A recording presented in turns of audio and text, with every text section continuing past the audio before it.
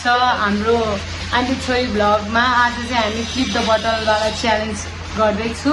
साथै आज केही छैन खासै, चटपटे पकौडाहरू के बनाउनु भइरहेको। धेरै दिन होइन, महिनै भइसक्यो नि त भ्लग नबनाएको। अरूहरूले पनि बनाऊ भन्दै थियो, त्यसैले आज चाहिँ बनाउँदैछु।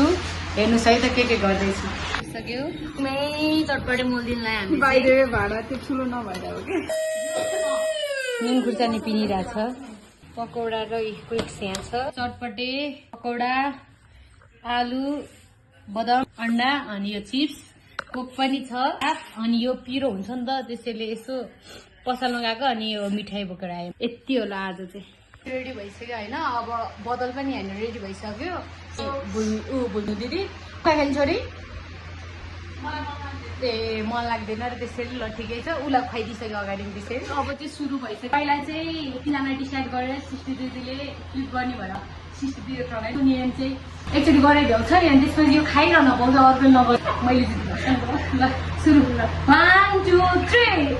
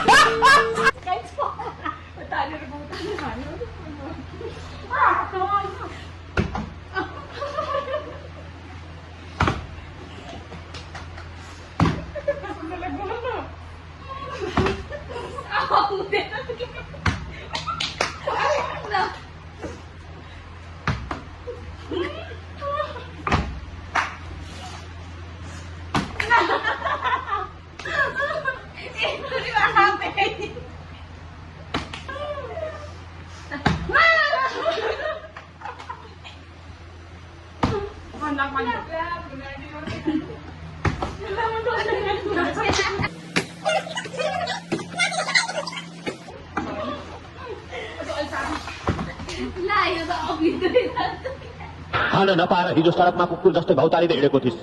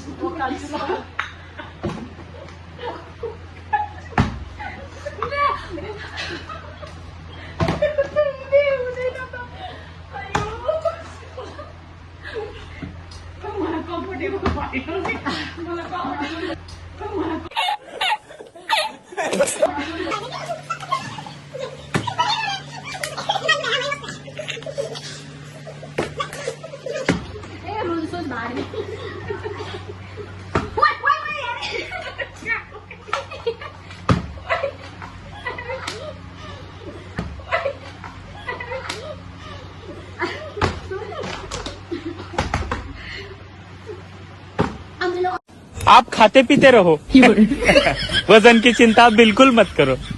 मरने के बाद तो रिश्तेदारों ने कंधे पे उठाना है।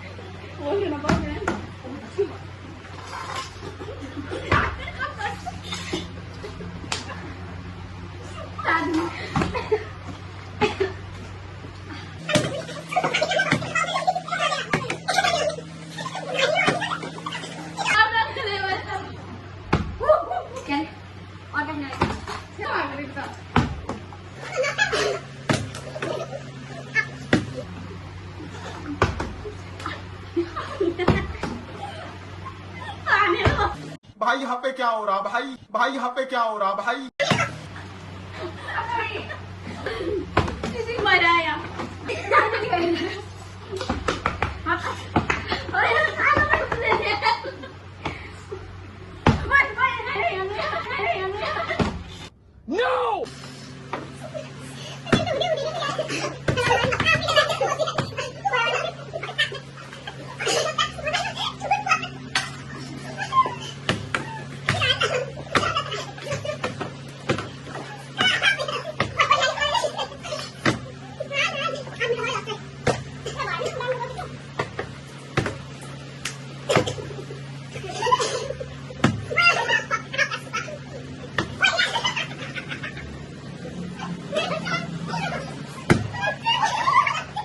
ये देना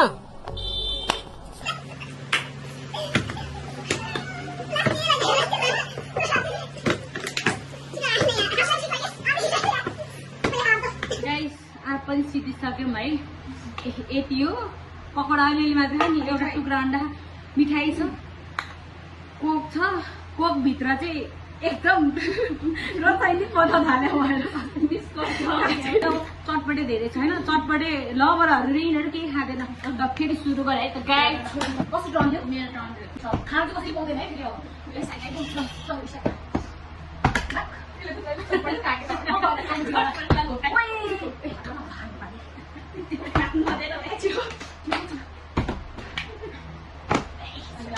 पकौडा खाएर ल अहिले खोज्नु हामीलाई